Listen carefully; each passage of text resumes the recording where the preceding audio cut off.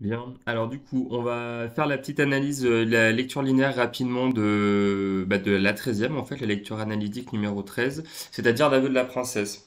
Je vous mets donc ici toutes les informations nécessaires au fur et à mesure de l'analyse. Donc vous avez le texte sous les yeux. Prenez-le vous, pardon, de votre côté pour que vous puissiez suivre en même temps les interprétations. Je vais faire deux vidéos, je pense, ce sera plus simple. Une première avec l'introduction et le grand 1. Une deuxième avec la deuxième partie et la conclusion. Comme ça vous fait deux petits formats et vous pouvez diviser l'analyse en deux parties si vous avez un petit peu de temps ou si vous en manquez à l'inverse. Alors, en intro, j'y reviens pas. Comme d'habitude, vous présentez l'autrice, son contexte, les mouvements. Ça, vous avez l'habitude, c'est comme toutes les lectures linéaires. Et ensuite, vous passez aux enjeux du texte. Ici, trois grands enjeux principaux, pardon. Vous rappelez que les deux personnages en présence sont la princesse de Clèves et son mari, donc le prince de Clèves. Et donc c'est la première réelle confrontation qu'ils auront au sujet de l'état de la princesse qui, donc le prince de Clèves commence à le comprendre, est particulière parce qu'en fait elle commence à s'éloigner progressivement de la cour et à partir à Coulommiers de manière régulière. Donc c'est un point de bascule parce que ça va dire à ce moment-là que le prince va commencer ou va comprendre qu'il est victime d'adultère, un adultère moral certes, mais en tout cas que sa femme aime un autre homme. C'est une scène d'aveu aussi particulière, ça c'est le deuxième point, parce que c'est un aveu qui est fait à demi-mot. À aucun moment du texte, la princesse nomme le duc de Nemours. Son nom n'apparaît jamais dans l'entretien qu'ils ont. Donc c'est un aveu en fait qui ne dit pas vraiment sa raison et qui n'avoue pas son contenu. Donc vous allez voir qu'elle essaye constamment, et lui aussi d'ailleurs, hein, de tourner autour du pot, mais jamais à aucun moment le duc de Nemours n'est nommé. Et enfin, comme d'habitude, une scène pardon, qui est relativement théâtrale et qui s'inscrit dans ce qu'on a déjà dit auparavant, à la scène du bal notamment, avec des personnages qui sont relativement théâtraux ou dont le comportement peut être qualifié de théâtral. Alors, en problématique, je vous propose deux choses. Comment cet aveu a priori pathétique se distingue-t-il, pardon, en effet par sa capacité à déjouer les attentes du lecteur. Cette problématique, elle est liée à ce que je viens de vous dire, c'est-à-dire au fait qu'à aucun moment l'aveu ne dit son nom et qu'en fait le texte cache un petit peu la raison pourquoi il a été écrit, ou en tout cas les personnages cachent leur réel sentiment. Donc, pourquoi cet aveu a priori pathétique se distingue-t-il en effet par sa capacité à déjouer les attentes du lecteur? Deuxième problématique possible, comment cet aveu, théâtralisé évidemment, permet-il de replacer au centre du roman la question de l'amour tragique ou la question de la passion? La deuxième, elle est peut-être plus simple et plus pertinente sur le texte. Alors, premier mouvement, un aveu pathétique à demi-mot, parce que, encore une fois, j'y reviens, mais c'est important, la princesse ne donne le nom de son amant, ou en tout cas de la personne qu'elle aime réellement, elle ne le donne à aucun moment. Alors, on commence l'analyse du texte. On a une petite phrase d'introduction que vous voyez ici. Donc, Madame de Clèves ne répondit point et son silence achevant de confirmer son mari dans ce qu'il avait pensé. Vous avez deux références au silence. La première, elle est ici avec une négation totale, ne répondit point et son silence. Donc le texte, paradoxalement, s'ouvre sur la thématique du silence, ce qui est en contraste, évidemment, avec la prise de parole, le discours direct qui arrive juste en dessous et qui est symbolisé ici par les deux tirets. Ok. Donc vous avez un petit contraste, une sorte d'antithèse dans le texte qui est déjà mise en avant, avec d'un côté le silence, d'un côté la parole. Euh, Très rapidement, donc on en vient du discours direct, je vous le rappelle, marque ici par les tirets, et puis le discours direct apporte dans un récit en général de la vivacité, du rythme, et ça permet à la narratrice de donner directement la parole à ses personnages. Vous ne me dites rien, reprit-il. À nouveau, mention du silence, avec une négation cette fois partielle, mais qui témoigne quand même de cette difficulté pour l'aveu d'être dit, et ce qui en vient aussi à la première partie que vous avez annoncée normalement, c'est-à-dire un aveu à demi-mot. Elle a du mal à s'exprimer, elle a du mal à prendre la parole. Pourtant, elle finit par le prendre, avec une interjection ici, eh bien, on va surligner en bleu, monsieur, avec une apostrophe du coup et une interjection. que vous pouvez surligner directement à la ligne 4. Cette interjection, cette apostrophe, met en scène l'aveu, elle le fait débuter, évidemment, et elle, comment dire, elle introduit une théâtralité qui est très nette, théâtralité de la princesse que vous avez ici, en se jetant à ses genoux. Donc vous avez un gérondif ici, en se jetant, qui permet de rendre simultanées les deux actions, c'est-à-dire le fait qu'elle s'adresse à lui et que dans un même temps, elle se jette à ses genoux. Évidemment, personne ne se jette aux genoux de personne quand on fait un aveu. Ici, c'est juste l'idée est de replacer encore une fois la princesse dans une posture relativement déjà tragique, mais surtout théâtrale ou théâtralisée. L'annonce, le début de l'annonce se fait ici par ce qu'on appelle une périphrase verbale. Je vais vous faire un aveu. Une périphrase verbale, c'est le verbe aller, en l'occurrence, plus un infinitif. Je vais faire. Je vais faire à manger, par exemple. À quoi elle sert cette périphrase? Elle sert à amorcer l'aveu dans un futur proche. D'accord? Donc, elle prépare encore une fois ce qu'elle va dire et elle le fait. Elle informe son destinataire que cet aveu il va être fait dans les prochaines minutes par cette périphrase ici à valeur de futur proche. Donc, elle est décidée à parler et elle insiste sur l'importance de ce qu'elle va dire par une tournure emphatique ou une tournure hyperbolique qui est possible par l'adverbe jamais. C'est un aveu qu'on n'a jamais fait à son mari. Et ça, c'est important parce que le jamais ici, il marque que cet aveu va être d'une part difficile à dire et d'autre part qu'il est extrêmement difficile à entendre. Il y a les deux, hein, évidemment, parce qu'on ne l'a jamais fait. Donc elle prépare son destinataire, elle prépare son mari à ce qu'elle va lui dire, de manière théâtrale certes, mais aussi vous recontextualisez toujours avec votre partie dans un aveu qui se dit à demi-mot, donc qui va être très difficile à porter. Mais, rupture, comme d'habitude. Je la souligne. Mais l'innocence de ma conduite et de mes intentions m'en donne la force. Deux groupes nominaux, que je dise pas de bêtises, ici coordonnés. D'accord? Hop. Elle met en avant clairement sa conduite. Donc, elle se qualifie d'innocente, l'innocence de sa conduite, et ses intentions, qui logiquement sont vertueuses, souvenez-vous de l'éducation qu'elle a reçue de sa mère, m'en donnent la force. Donc, elle met cet aveu sous sa conduite, sous les airs de sa conduite, qui, nous le savons, est une conduite exemplaire. Donc, elle se décharge, si vous voulez, ou en tout cas, elle légitimise son aveu. D'accord ? Elle ne le fait uniquement parce que l'innocence et l'intention, enfin son innocence et l'intention vertueuse, en l'occurrence, lui en donnent la force. Donc elle se réhabilite, je vous l'ai dit, dans son rôle d'héroïne exemplaire, notamment avec l'emploi du terme innocence ici. Hein. Ensuite, il est vrai que j'ai des raisons de m'éloigner de la cour et que je veux éviter les périls où se trouvent quelquefois les personnes de mon âge. Je ne sais pas ce que j'ai noté ici. Ah oui, alors vous avez donc, bon ça c'est pas très important donc on le passe.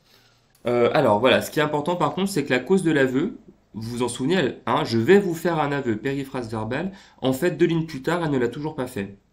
Par contre, elle va se justifier. Il est vrai que, tournure présentative, ici, il est vrai que j'ai des raisons de m'éloigner de la cour. Première raison, c'est pas du tout la question de l'aveu, hein, c'est pas ce qu'elle voulait dire à la base, elle se justifie uniquement. Et deuxième raison, je veux éviter les périls où se trouvent parfois quelques personnes de mon âge. Donc elle fait une digression, ici, à partir de 2 propositions différentes. Hop. Et donc, la cause de son aveu, pour l'instant, n'est pas du tout mentionnée. C'est donc un aveu qui va être implicite, ou en littérature, on dit qu'il utilise un langage oblique, c'est-à-dire un langage qui n'est pas explicite, qui est caché, et donc ça va être à son mari d'essayer de retrouver l'intention de son discours. Donc, à nouveau, elle essaye de se justifier. Pourquoi? Parce qu'elle précise que la cour est un lieu de péril où se trouve, enfin, dans lequel peuvent se trouver les personnes de son âge. Donc, encore une fois, elle essaie de justifier sa conduite. Avant d'amener l'aveu, elle légitimise, elle est innocente, elle est vertueuse, ses intentions lui en donnent la force, et en plus, elle a des raisons pour l'aveu qu'elle va faire. Elle a des raisons de se retirer à Coulommiers parce que la cour est un lieu dangereux. On voit qu'elle essaye progressivement de se dédouaner ou en tout cas de légitimiser son comportement. Et elle continue. Je n'ai jamais donné nulle marque de faiblesse. et je ne craindrais pas d'en laisser paraître si vous me laissiez la liberté de me retirer de la cour, ou si j'avais encore Madame de Chartres pour aider à me conduire. À nouveau, elle se présente comme une héroïne exemplaire, une négation partielle, une négation totale, je ne craindrais pas. Non, sous-entendu, j'aurais le courage de faire cet aveu si, etc., etc. Hein. Donc c'est pas du tout sa conduite qui est en jeu, parce qu'encore une fois, elle est vertueuse et exemplaire. Néanmoins, vous avez l'emploi de deux propositions subordonnées de conditions. Je vais les mettre ici. La première est ici, hop, et elles sont introduites évidemment par la conjonction de subordination si. On va mettre du vert, ça va changer. Donc, si vous me laissiez la liberté de me retirer de la cour et si j'avais encore Madame de Chartres pour aider à me conduire. Donc, deux propositions subordonnées de conditions. À quoi servent-elles ici? Elles servent à marquer la demande. Donc là, encore une fois, hein, on rattache à la partie. Ce n'est pas un aveu explicite, c'est un aveu à demi-mot. Elle détourne ce qu'elle voulait dire initialement. Elle ne parle pas de son amour pour le duc. Ou si elle en parle, c'est de manière détournée, de manière creuse. Elle demande ici la liberté de se retirer de la cour, sous-entendu parce que je pêche en fait finalement quand je vois le duc de Nemours et je suis en tort, il y a un problème moral. Ou si j'avais encore Madame de Chartres pour m'aider à me conduire, deuxième condition qui marque ici le regret, elle avoue son amour, là aussi en creux ou de manière détournée, par le regret. Si elle avait Madame de Chartres, elle pourrait résister, elle aurait encore comment dire, des lois, les lois maternelles, les lois d'éducation qui lui permettraient de résister à ce qu'elle vit et donc de privilégier la raison à la passion. Bon, et donc progressivement, vous voyez que ces deux propositions subordonnées, donc de conditions, permettent aussi de dresser un personnage relativement tragique, qui n'est pas libre, ou en tout cas qui est piégé par sa situation et par ce qu'elle vit, et qui n'est pas libre de faire ce qu'elle veut. Je m'hydrate. Ensuite, je termine rapidement. Quelque dangereux que soit le parti que je prends, je demande mille pardons. Si j'ai des sentiments qui vous déplaisent, du moins je ne vous déplairai jamais par mes actions. Vous repérez que c'est très répétitif comme texte et qu'il y a beaucoup d'emplois de négation très souvent chez Lafayette. Donc n'hésitez pas à vous y attarder. Vous avez ici la reprise par une proposition subordonnée concessive. Quelque dangereux que soit le parti que je prends. On va mettre des couleurs un petit peu. Hop, ici, proposition subordonnée concessive qui montre évidemment l'état de confusion dans lequel est la princesse et qui débouche à nouveau sur une demande de pardon hyperbolique. Je vous demande mille pardons. Elle est un petit peu dans l'excès, elle exagère, elle est théâtrale. Vous avez aussi, et ça c'est intéressant peut-être à relever, un chiasme. Si j'ai des sentiments qui vous déplaisent, du moins je ne vous déplairai jamais par mes actions. Regardez, vous avez ici une structure inversée. Vous avez les sentiments, on va l'appeler A. Ici, B, il déplaise ces sentiments. Et vous avez l'inverse d'un parallélisme. On ne reprend pas avec les sentiments, on reprend avec le verbe déplaire. Donc on reprend avec B et on finit avec A, donc mes actions qui renvoient à mes sentiments. Donc ça vous fait ici A, B, B, A. Un chiasme, c'est-à-dire une structure croisée.